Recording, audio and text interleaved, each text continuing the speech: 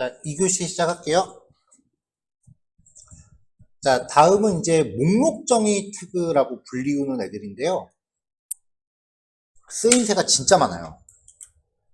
일단은 가장 대표적인 게 웹사이트의 메뉴 작업하는 거. 책의 목차에 해당하는 게 웹사이트에서 메뉴인 거죠. 그래서 메뉴는 무조건 이걸로 작업한다라고 보시면 돼요. 이거 말고 만약에 다른 태그로 작업하면은 어제 말했었던 그 웹 접근성 확보가 안 되기도 할 뿐더러 나중에 뭐 마우스 올렸을 때 스르륵 열리는 메뉴다. 그런 거 구현하려면 코드가 더 어려워져요. 그러니까 메뉴는 무조건 얘다. 두 번째 같은 경우는 말 그대로 목록이잖아요.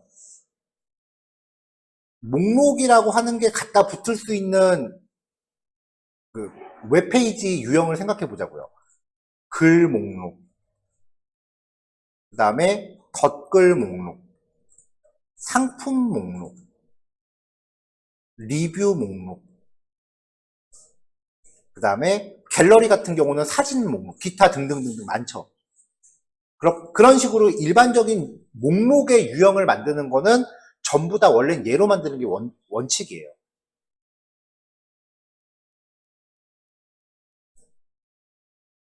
네, 가장 대표적인 게 이제 메뉴니까 메뉴 구성에 사용되는 태그라고 설명을 해놨고요. 유형이 두 가지입니다. 순서 없는 목록이 있고 순서 있는 목록이 있어요. unordered list라고 해서 ul이라는 태그로 표현이 되고요. 순서 있는 목록은 ordered list라고 해서 ol이라는 태그로 표현이 됩니다. 이 태그들은 목록의 영역을 만들어줘요.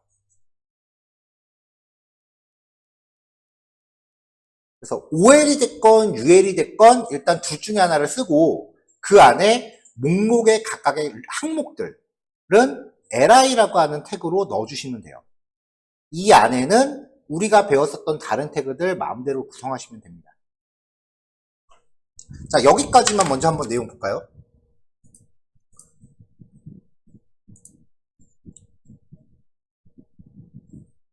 자, H1 태그로 일단 제목을 잡아놓고요.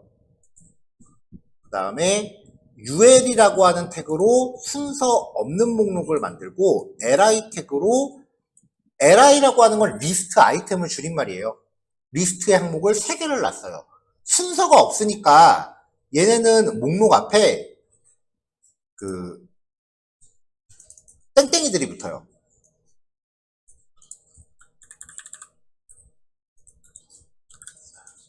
요 태그가 지금 이렇게 표현이 된 겁니다. 위에 지금 H1이라고 제목 하나 있죠. 자, 그 밑에 보시면 HR이라고 하는 태그가 있는데요. 이 HR은 뭐 대단한 기능은 아니고요. 가로선을 그어요. 영역을 내가 좀 시각적으로 구별하고 싶을 때 쓰는 태그고요. 실제 디자인에서 이런 게 들어가는 경우는 별로 없죠. 자, 지금 여기 보시면 UL 태그 같은 경우는 마침 태그가 존재하는데 HR 태그는 마침 태그가 없단 말이죠. 네, 어제도 이 얘기 드렸었는데요. 일반 HTML 작성할 때는 그냥 이렇게 하나만 놔도 웹페이지 상에서는 전혀 표시하는데 지장이 없어요. 그래서 HTML을 기존에 배우셨던 분들이 마침 태그 없는 애들 이렇게 많이 배우세요.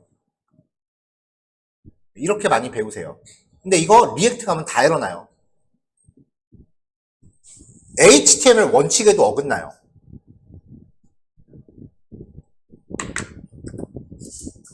브라우저가 착해서 그냥 봐주는 겁니다, 이거. 그래서 지금 어제 우리가 했었던 헤드 태그 안에도요. 여기 보시면은 여기 메타라고 하는 태그 안에 지금 여기 보시면 다 마침 태그가 들어가 있죠. 이게 원칙이에요, 원래. 근데 기존에 HTML 좀 작업하셨던 분들은 이거 아무렇지도 않게 슬래시 안 넣으셨을 거예요. 문제 없거든요. 일반 HTML은. 이거 지금 습관 안 고쳐놓으시면 나중에 리액트 가서 맨날 에러 나니까 지금부터 잡아놓으시기를 권해드려요.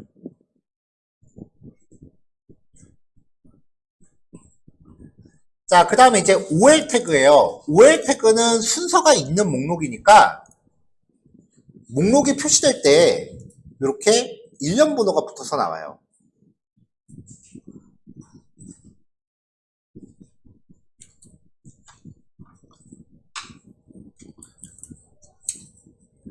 자, 이렇게 일련 번호가 붙는다면 요 밑에 1-1, 1-2 내지는 뭐 작은 1, 작은 2, 괄호에 2번 뭐 이런 식으로 그 하위 목록을 넣어야 될 때도 있겠죠. 네. 만약에 하위 목록을 넣어야 될 필요가 있다라고 하면 요 li 태그 하나에서 제목은 일단 잡아주시고요. 요 안에 li 안에서 새로운 목록을 넣으세요. OL 내지는 UL로 시작하는 세트를 새롭게 하나 넣으세요. 그러면 이렇게 하위 목록으로 들어갑니다. OL이 됐건 UL이 됐건 아무 상관없습니다. 그러면 이런 식으로 들어갈 뿐이에요. OL하고 UL은 서로 교차해서 쓰실 수 있어요. 원하시면은 이렇게 하위 목록을 넣는다라는 거고, 만약에 이게 나중에 우리가 CSS라는 것까지 가미하게 된다라고 하면 이런 식이 되는 거죠. HTML 플러스 CSS2, 뭐, 그 다음에 HTML5 플러스 CSS3, 그 다음에 뭐 자바스크립트 앤 jQuery 이렇게 메뉴가 하나씩 이렇게 3개가 있고요.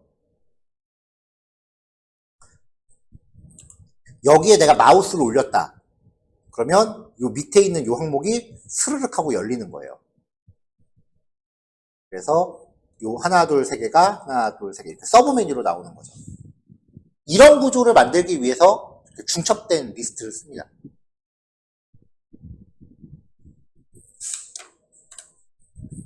자, 코드는 원래대로 되돌릴게요.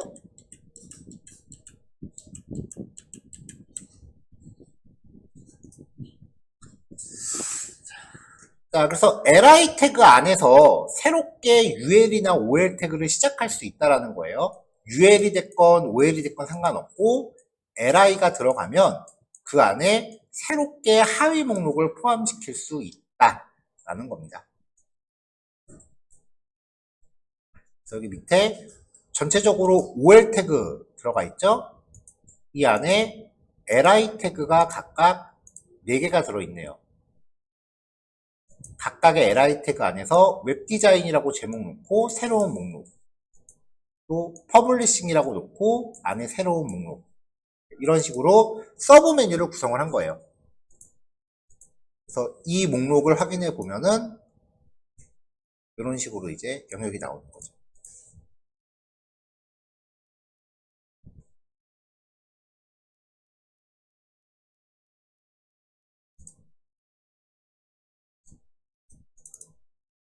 자, 다음 내용은 페이지 영역 나누기라는 태그예요.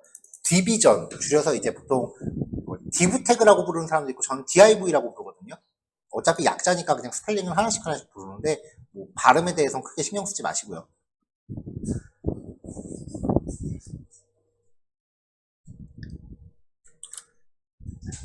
자, 우리가 웹페이지를 만든다 라고 하면은 먼저 처음에 작업하기 전에 그 웹페이지를 작업하는데 내가 어떤 형태의 웹페이지를 만들겠다라고 하는 페이지의 구조를 먼저 나눕니다.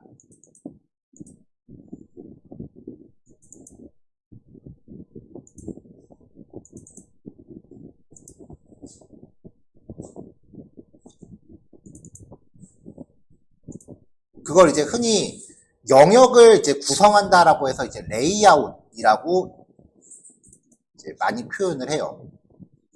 잠시만 제가 뭐 하나 보여드리려고 파일을 좀 찾을게요. 실제로 이제 학생한테 포트폴리오 진행 전에 이제 제출받는 뭐라고 해야 될까? 일종의 설계 과정이라고 보시면 돼요. 처음에 이제 이런 식으로 어떤 형태의 페이지를 만들겠다라고 스케치를 시켜요. 웹페이지의 영역을 이렇게 나눠서 각각의 영역마다 어떤 내용들을 배치하겠다라는 거를 스케치를 시키고요. 그 다음 단계로 얘를 약간 구체화를 시켜요. 요 단계 이제 와이어 프레임이라고 해요. 제일 만만한 거는 파워포인트입니다. 파워포인트로 네모 박스 배치해갖고 이렇게 모양을 좀 이쁘게 정리를 하는 거예요. 그 다음에 마우스가 올라가면 영역이 바뀌는 곳들 있죠. 그런 거에 대해서도 이제 구상을 시켜야 돼요. 예를 들면 여기 메뉴에 마우스가 올라가면은 이런 식으로 메뉴가 열린다. 이런 영역과 비포 애프터를 확연히 해야 돼요. 이런 거는 평상시에 웹사이트 좀 많이 이용해 보신 분들이 아세요. 막상 설계 다 끝났는데 막상 코딩하려고 나니까 마우스 올라갔을 때 어떻게 바뀌는지 설계를 안 해놔갖고 설계 단계부터 다시 진행하는 경우가 굉장히 많아요. 이렇게 구성을 하고 그 다음에 지금 여기 보시면은 이렇게 네모 박스로만 이렇게 쳐져 있는데 여기는 다 실제 문구가 들어갈 거잖아요. 그래서 문구가 들어갈 부분은 적당히 이렇게 글자를 채워봐라. 이렇게 해서 이제 구상을 시켜요.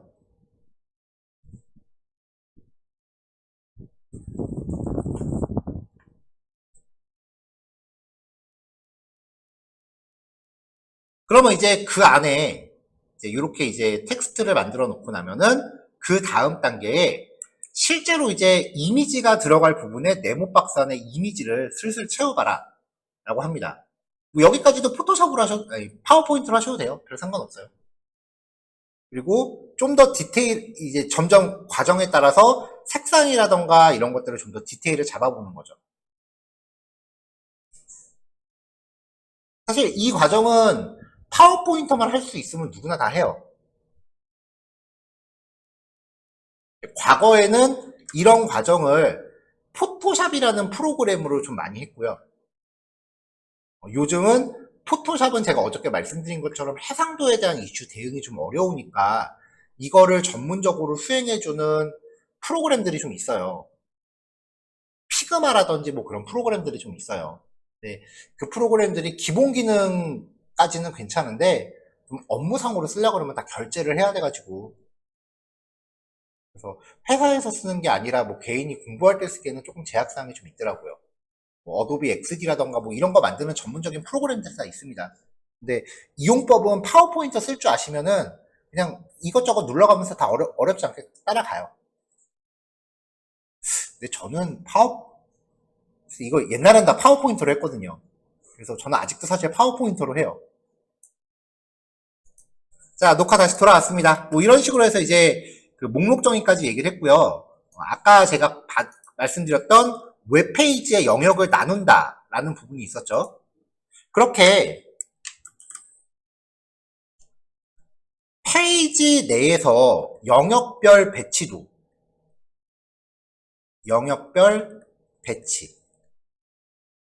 예를 들면은 위쪽에 네모 박스 하나 넣고 여기에는 로고와 메뉴가 들어간다.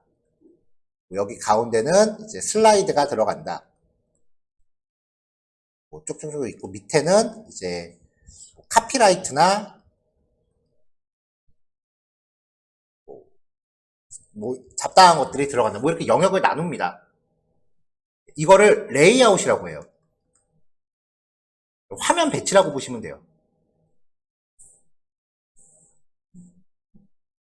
이 영역을 나눌 때 쓰는 태그가 분할하는 거잖아요. 그래서 div 태그예요.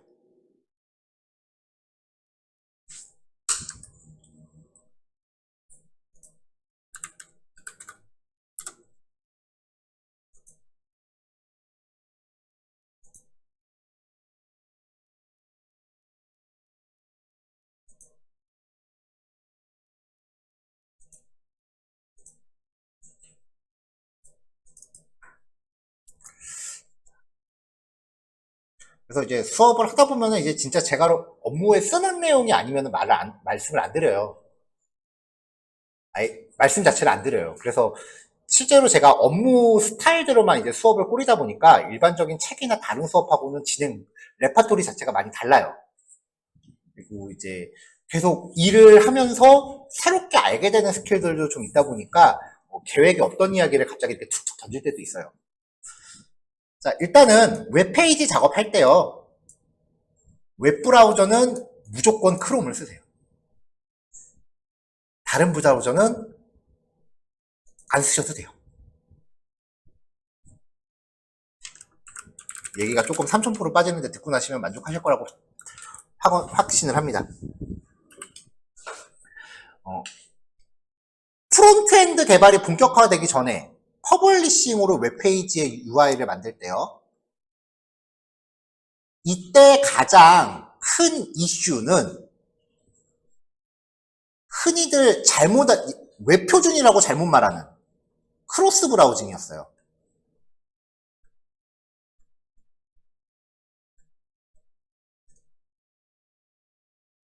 자, 아까 이거 기억하세요? 똑같은 p 태그를 연달아 사용하면은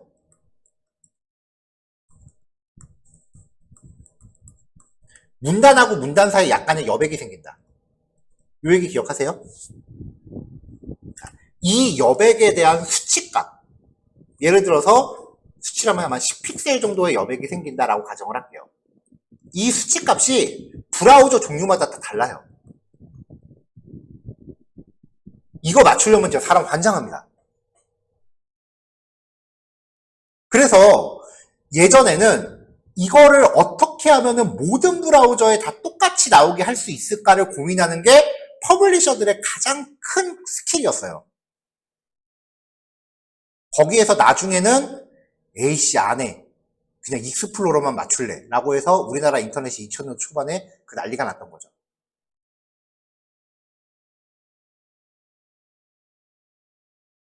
왜냐면은 여기에 요 여백을 얼만큼 잡을까에 대한 표준안이 없었어요. 그래서 브라우저 개발사들이 자들 짓질 맘대로 했다고요.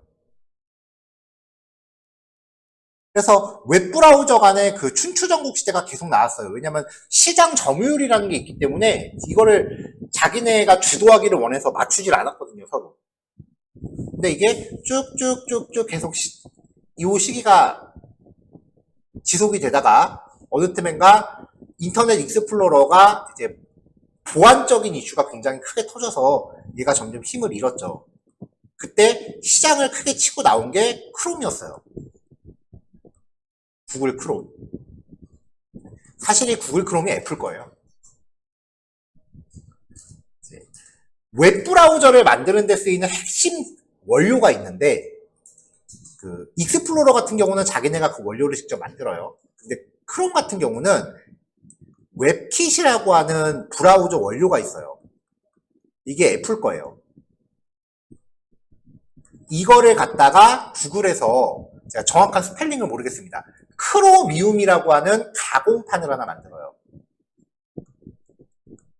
크로미움이라고 하는 걸 만들어내서 이걸로 만들어진 게 구글 크롬이에요. 근데 익스플로러가 힘을 못 쓰는 사이에 얘가 시장에 너무 많이 풀려버리니까 나중에는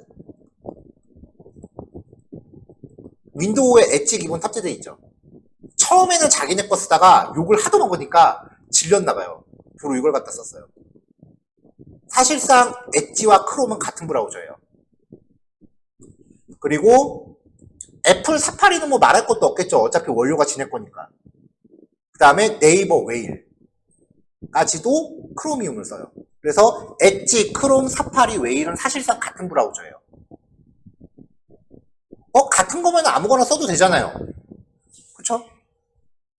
같은 거면 그냥 브라우저만 쓸 거면 아무거나 쓰셔도 돼요. 근데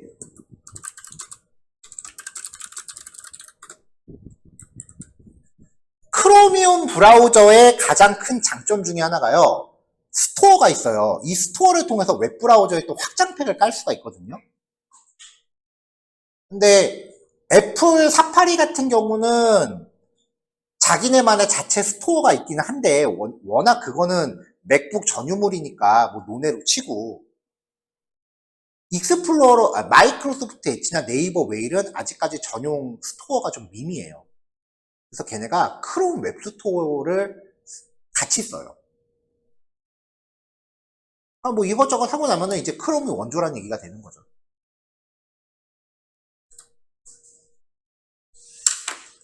자, 크롬 웹스토어라고 브라우저에서 검색을 하시면 크롬 웹스토어라고 이제 나와요. 여기를 클릭해서 들어가 보시면요. 옛날 버전으로 들어가네요. 새로운 스토어 새로운 버전으로 갈게요.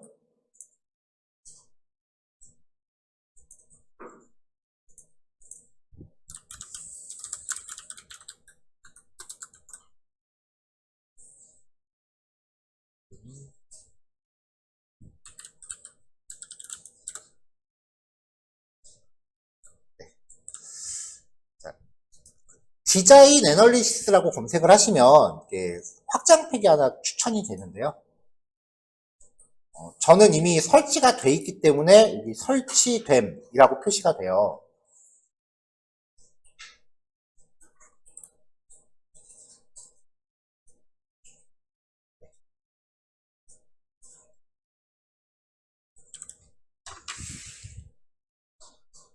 이 키워드로 검색을 하시면 되고요. 그럼 이렇게 페이지를 타고 들어오시면은 저는 이미 설치가 돼 있기 때문에 여기 삭제 버튼이 나오는데 설치가 안 돼 있으시다면은 여기에 설치 버튼이 나올 거예요. 누르시면은 이 확장팩이 크롬에 깔립니다.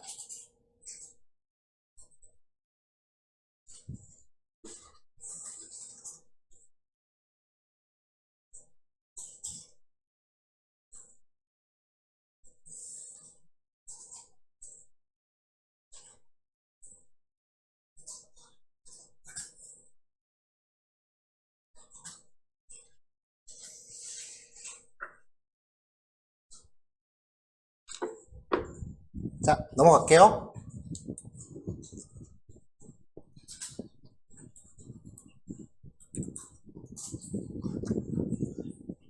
자, 크롬 브라우저에 설치를 하고 나시면 이제 브라우저 오른쪽에 있는 이 퍼즐 조각 같은 아이콘을 누르시면은 확장 프로그램이라고 해서 설치되어 있는 프로그램들이 뜨는데요. 그 중에 설치된 항목을 내가 원하는 항목, 조금 전에 설치한 게예요. 이 옆에 핀셋을 클릭해서 활성화시키면은 이 확장팩이 이 브라우저 툴바에 등록이 돼요.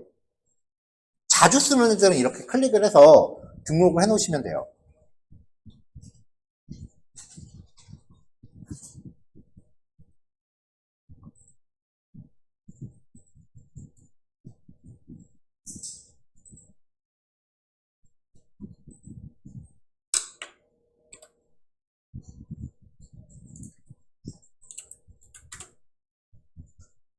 자, 그럼 얘를 이제 어떻게 쓰느냐? 네이버 메인에 왔어요. 여기서 얘를 딱 누르면은 이런 화면이 뜨는데 뭐 지금은 복잡하게 뭐 이것저것 다 해보실 필요는 없고요. 일단은 두 가지만 말씀드릴게요. Disable CSS. 이게 어제 제가 보여드렸던 거예요. 여기서 이걸 다 클릭을 하시면은 웹페이지에서 그 디자인 코드를 걷어내니까 순수하게 HTML만 나와요. 여기 딱 봐도 여기 목록 정리 태그 오늘 배운 것도 들어있죠.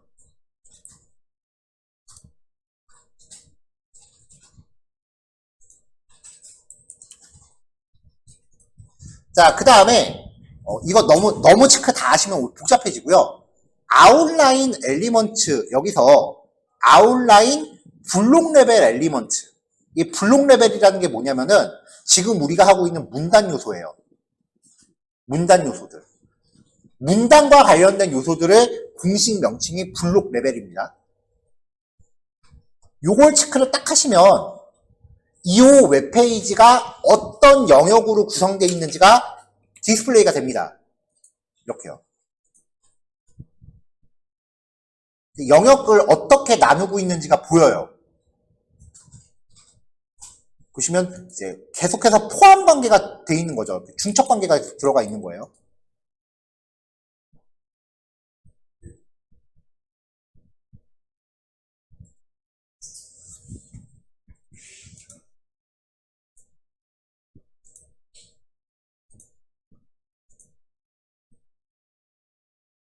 그래서 요거를 이제 하나씩 순서대로 껐다 켰다 해보시면서 예를 들어서 아웃라인 엑스터널 링크라고 하는 거는 클릭할 수 있는 항목들만 이렇게 표시해 주는 거고요.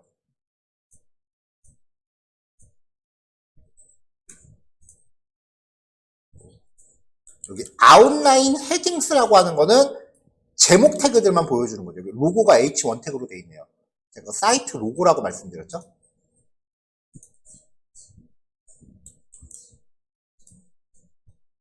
요거 누르고 이제 기본적으로는 요거 하나 체크하시면은 이제 대략적인 영역이 나옵니다. 그러니까 이제 웹페이지 들어가시면은 사실 포털 메인은 너무 복잡하고요. 들어가시면 이제 이 페이지가 어떻게 구성되어 있는지 한 번쯤 이렇게 눌러서 보세요.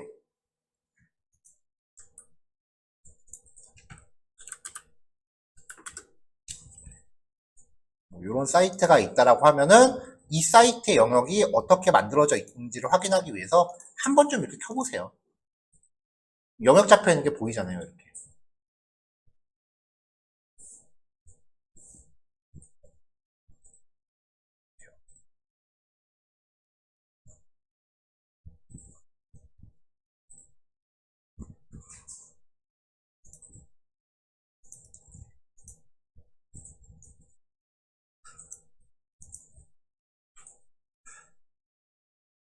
HTML은 말 그대로 이제 내가 디자인을 배치하기 위한 영역을 잡는 거기 때문에 말 그대로 이게 디자인이에요.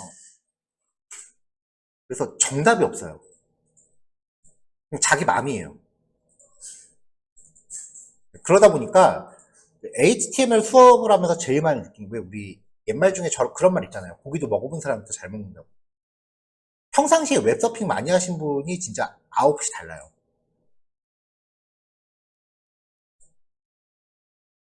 그게 이제 특히 데스크탑 웹도 그런데 모바일 웹 같은 거 작업을 한번 해보면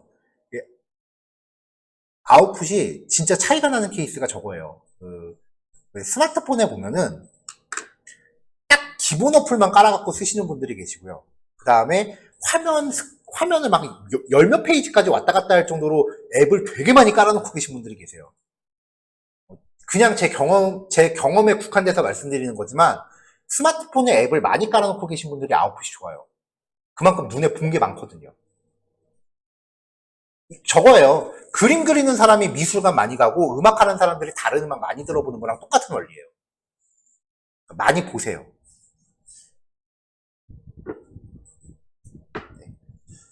자, 그거를 이제 만들어주는 게 div라고 하는 태그입니다. 근데 div 태그는요, 아까 보여드린 것처럼 저렇게 영역을 배치하는 건데, 단순히 div 태그 하나만 놓고 보면은, 그냥, 요 div 태그 하나다라고 하면은, 이렇게, 가로를 가득 채우는 눈에 안 보이는 영역을 만들어요. 요 안에다가 H1 태그 하나 넣은 거고요. 선 하나 그렸죠?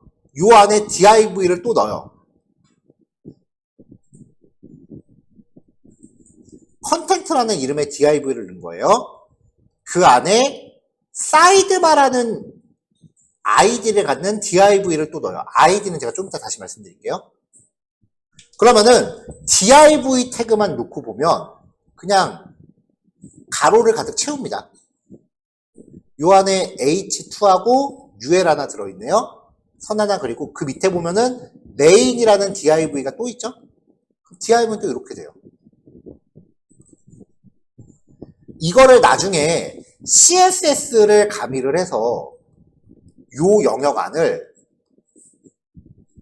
위에 있는 애는 왼쪽으로 붙이고 밑에 있는 애는 오른쪽으로 붙여라. 이런 식으로 배치를 다시 해주는 거예요. 그러니까 HTML만 놓고 보면은 눈에 보이지 않는 문단 영역을 나눕니다. 심지어는 요 사이에 여백도 안 생깁니다. 눈에 보이지 않는 영역을 나누는 게 div다.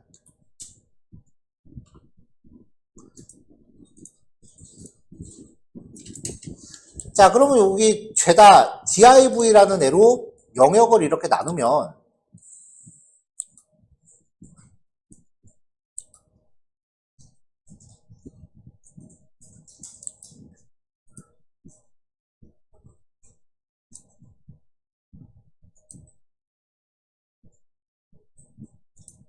div만 이렇게 죄다 만들어 놓으면은 주석을 작성하지 않는 한 도대체 얘가 뭔지 감잡기가 힘들거든요. 그래서 각각의 영역에다가 이름표를 하나씩 붙여주는 거예요. 그 이름표를 붙여줄 때 쓰는 속성, 태그 종류를 불문하고요. 태그 종류를 불문하고 id라는 속성으로 이름표를 붙여주는 겁니다. 이 id 속성은 모든 종류의 태그에 다 넣어줄 수 있습니다. 시각적으로 어떤 효과가 있는 건 아니고요. 내가 각각의 영역을 식별하기 위해서 적용하는 이름표다라고 생각하시면 돼요. 우리 웹사이트에서 나를 식별하기 위해서 아이디 만들잖아요. 같은 개념이에요.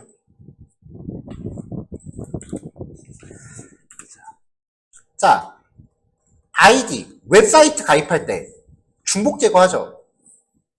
중복 검사하죠. 그 말은 내 아이디가 다른 사람하고 중복되면 나를 식별할 수 없기 때문에 그래요. 그렇죠? 그럼 여기도 같은 원리예요. 이 아이디 값들은 적어도 같은 HTML 파일 안에선 중복되면 안 됩니다. 근데 그게 HTML하고 CSS를 작성하는 동안은 아무 문제점이 드러나질 않아요. 아이디 값이 중복되는 게 HTML과 CSS를 작성하는 동안은 진짜 에러 1도 안 나요. 근데 그 다음에 마지막 단계 자바스크립트에서 에러가 후두두둑 하고 나기 시작을 해요. 왜냐면 요 세 가지가 우리는 공부하는 동안 어쩔 수 없이 이거를 구별해서 배울 수밖에 없지만 실제로 해보면 HTML, CSS, 자바스크립트 묘하게 얽혀 있어요. 그래서 실제로 내가 소스 코드를 작성하면은 저 세 개를 하나로 묶어서 생각할 수밖에 없어요. 그래서 HTML에서 ID가 이제 다른 애랑 중복이 된다. 그러면 요 자바스크립트가 에러가 나요. 그러면 무슨 일이 생기냐? 한 3, 4주 고생해서 작성한 코드 다 들어 엎어야 됩니다. 진짜 많아요, 그런 일. 그러니까 ID 값은 꼭 중복 안 되게 신경 쓰셔야 돼요. 왜 이렇게 강조하냐? 많아요. 만약에 여기 메뉴를 만들었다. 그러면은 여기다가 이렇게 하는 거예요. ID는 메뉴 아이템 1 이렇게 해놓고 메뉴니까 많아야지 이렇게 복사 붙여넣기 해놓고 아이디 안 고치고 그냥 지나가요. 진짜 많아요, 이런 일. 아이디는 중복 이렇게 하면 HTML 페이지상에서는 문제 1도 안 생깁니다, 진짜. 근데 나중에 자바스크립트 가면 문제 진짜 많이 생겨요. 어떤 문제가 생기는지는 자바스크립트 수업할 때 말씀을 드릴게요. 중복되면 안 된다라는 겁니다. 아유, 시간이 좀 오래 들어갔네요. 그 플러그인 얘기를 잠깐 했다가 시간이 좀 소요가 됐네요. 자, 일단은 10분 쉬었다가요. 10분 쉬었다가 그러면은 이제 4시 되죠? 얘 10분, 얘 10분. 요거 두 개 합치면은 그러면 4시 20분부터 다시 시작하면 되겠네요. 5번하고 3번 얘기는 이제 다음 교시에 넘겨서 같이 할게요. 자, 그럼 이따 뵙겠습니다.